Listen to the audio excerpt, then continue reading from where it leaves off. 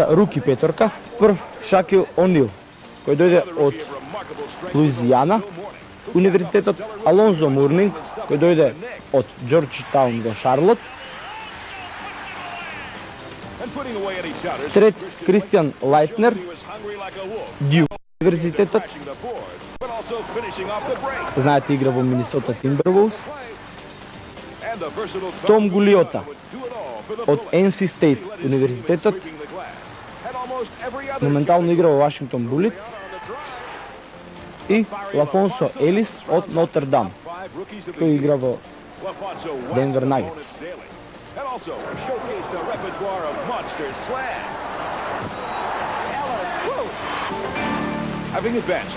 Bring on the Bulls, им одзвонува на Булси, дали ќе им одзвони навистина на Булси? Знаете, резултатот е 2-0 за Чикаго, за Нью Йорк Никс. Моментално не го знаеме резултатот од третиот надпревар.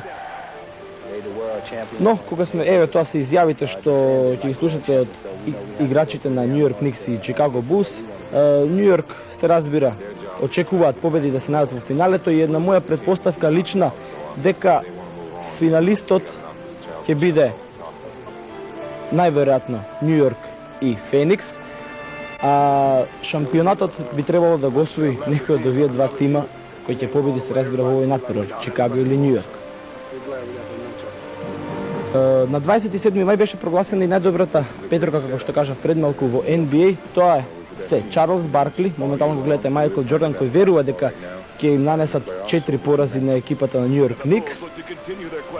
Потоа Карл Мелоун, 29 години, 203 см висок. Хаким Олајџуан Хјустон, 29 години, 215 см висок. Мајкл Џордан го видовте. И Марк Прайс, 28 години, 183 см висок. Ева се моменти од надпреварот Нью Йорк Никс и Чикаго, кој што Чикаго ги загуби двата први надпревари и губи со 2-0. А знаете, по принципот се игра 2-2-1-1-1, што значи првите две се играат кај подобро пласираниот,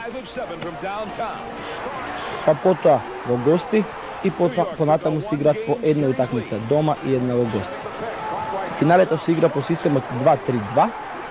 Две кај подобро пласираниот, па наредните три се играат кај послабо пласираниот и понатаму уште две за оној што е подобро пласиран во предразигрувањето. Ова е Чарлс Баркли од екипата Феникс Санс, познато име. Се надева дека ќе играат во финале. Моментално водат против Сиетл Суперсоникс со 2-1, а ова се најдобрите 10 моменти од минатата недела. Под број 10 ќе го видите Вернон Максвел и Отис Торп од Хјустон Рокетс.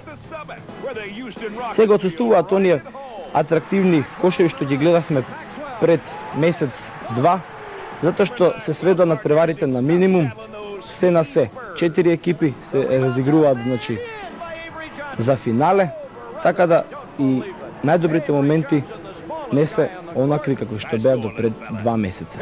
Под број 9 го видовте Шони Елиот и Ејри Џонсон, исто така Сан Антонио Спарси под број 8, а под број 7 ќе го видите Мајкл Џордан од една невозможна ситуација како успева да проигра добро и се разбира се тоа е поентирано со кош. Број 6 Нью Йорк Никс, Ентони Мейн.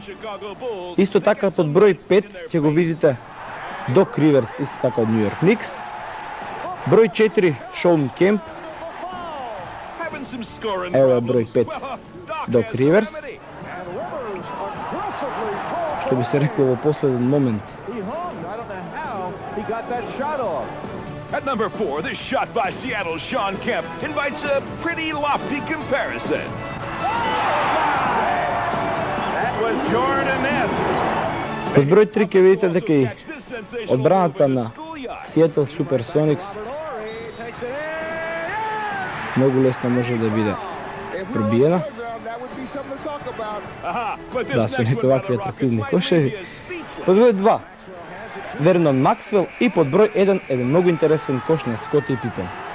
Тоа би 4 Leading 59-54, the leading scorers in the first half, Gary Payton. Пейтон